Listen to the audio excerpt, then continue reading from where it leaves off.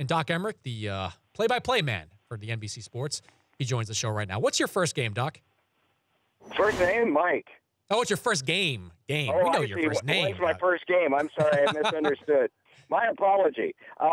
First game will be Pittsburgh and the Rangers in New York on Thursday. If you look at the first-round series across both conferences, what's the first-round series you're most interested in?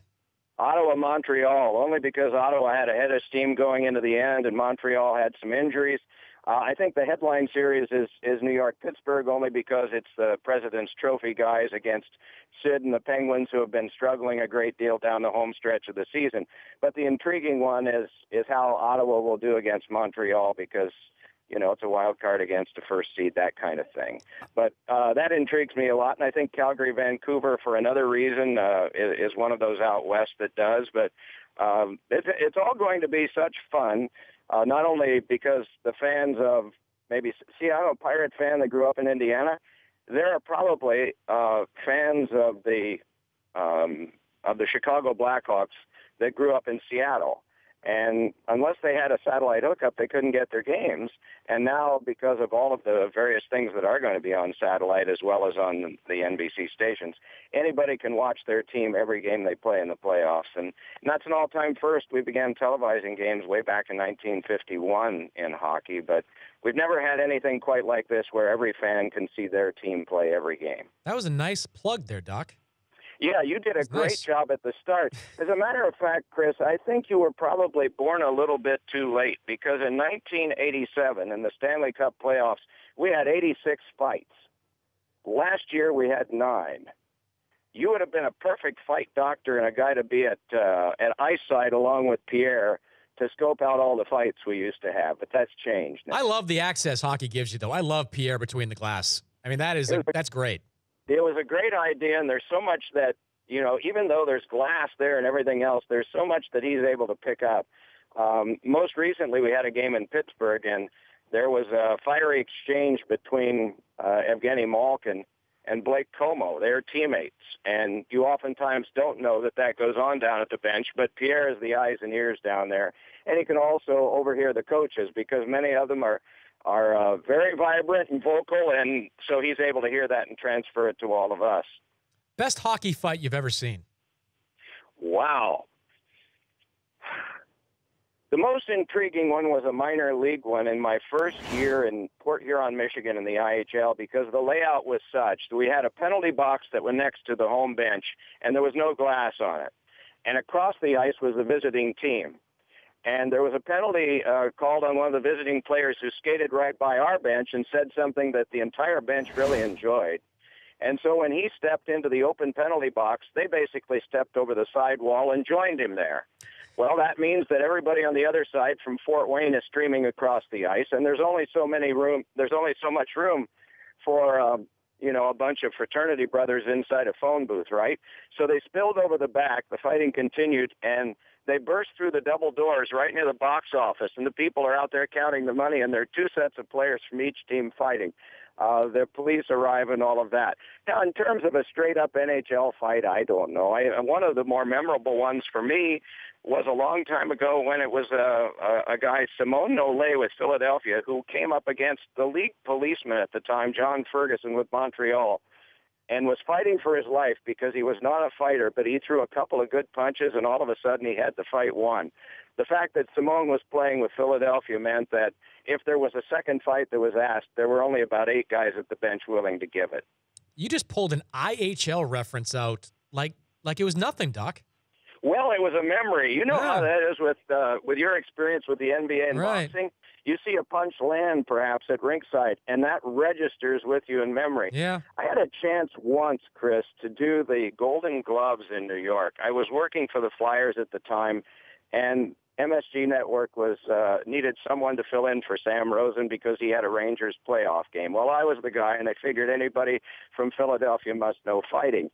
But we got to the super heavyweight division, and there was a young man named Omar Tavares who, at the sound of the bell, began by backpedaling around the circumference of the ring and continued to do that, basically just escaping the punches of his opponent. He didn't have a trainer, so he got one at the last minute. And after a round of this, the trainer threw in the towel. Turned out Omar had a bet with his friends that he could last 3 rounds, and so he thought the best way to do that was to avoid punches. The trainer was interviewed after by Randy Gordon, who I was broadcasting with at the time, said, "Why did you throw in the towel?" And he said, "You know, he really is not a fighter. I know he's in there on a bet, and he's going to get himself hurt. So that's why I decided this fight better stop." He's Doc Emrick, NHL and NBC, joining us here at Dan Patrick Show. How much does momentum matter in hockey, Doc, as you head into the playoffs? Well, it works if you wind up winning the first game. I know that great hockey expert Jim Leland used to say momentum is only as good as tomorrow's starting pitcher, right? There have been occasions over my experience where a team has had a reincarnation over the 3 days off between the end of the regular season and the playoffs. It is rare, but it does occur. I think that's the one thing that would give the fans hope in Pittsburgh today, for example, because they struggled mightily and they had to overplay Sidney Crosby just to win the last game in Buffalo and get in.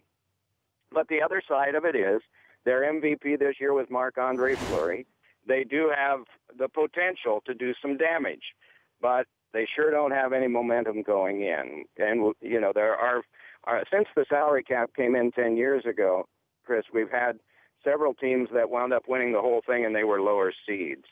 And in some cases, they didn't have a very good go of it as they ended their regular season, but had a rebirth. So that is the part that is possible, and it makes the anticipation of starting out tomorrow night a lot of fun. Do you buy into the cliche, and it's spoken a lot by non-hockey fans, that if you've got a hot goalie, you've got a chance to win the whole thing? Yeah, you do, because, you know, we're a defensive league now, especially when it comes to playoffs. Our goals for have been going down progressively off and on during the last 9 years. But it becomes a very defensive league in the playoffs, and I think if you have the goaltending, you have the start. If you have a goaltending and strong defense, Washington is one of the teams that comes to mind for that. St. Louis is another. If you have the sound defense and you have the goaltending, you really have something. Before I let you go, Ted Nolan gets fired in Buffalo. You got to explain to me, Doc, how that's his fault. What I was hearing during the course of the year, and it's been documented in Buffalo, that there were some existing problems between himself and the incoming general manager, and when that happens in any sport, you wind up being on tenterhooks, and they can always place the blame on the season, but in my perception, it was not his fault at all. There are just some things that have to be corrected, and it doesn't get corrected overnight. But the one thing that helps is they're going to get a very good player in the lottery. Yeah, are there unrealistic expectations for hockey coaches sometimes? And I guess in all sports we have high expectations, but in hockey, I mean, in Boston, you hear Claude Julien, his job might be in jeopardy. What is he, a year removed from going to the Stanley Cup final, and 2 years removed, 3 years removed from winning the whole thing? Yeah, the structure of it is so much different than it was when I first got into the sport, where coaches would last 8-9 years in the same place, whether they made the playoffs or not. As long as the ownership felt they were building towards something, they would stay. Maximum was 8 or 9, and Mike Babcock in Detroit has just finished his 10th regular season. They've had some excellence, that's for sure, but he's been able to scotch tape it together the last couple of years and get them in. But I think the expectations are unrealistic, but they're counterbalanced now, Chris, by the notion that these guys are signed to long-term contracts. And so it's the knowledge that both sides have going in that maybe he won't outlive the contract and have to negotiate another one, but he'll be compensated well. We seem to have quick trigger fingers on things like this, and a lot of times they wind up being justified by how you do in the playoffs. There are teams in our league, and I'm not sure if it's that structure in the NBA, whose budgets are set up on getting 2 rounds of the playoffs. Well, some of those teams are going to be disappointed because they don't get in at all. And oftentimes, though not all the time, oftentimes there's a scapegoat for it.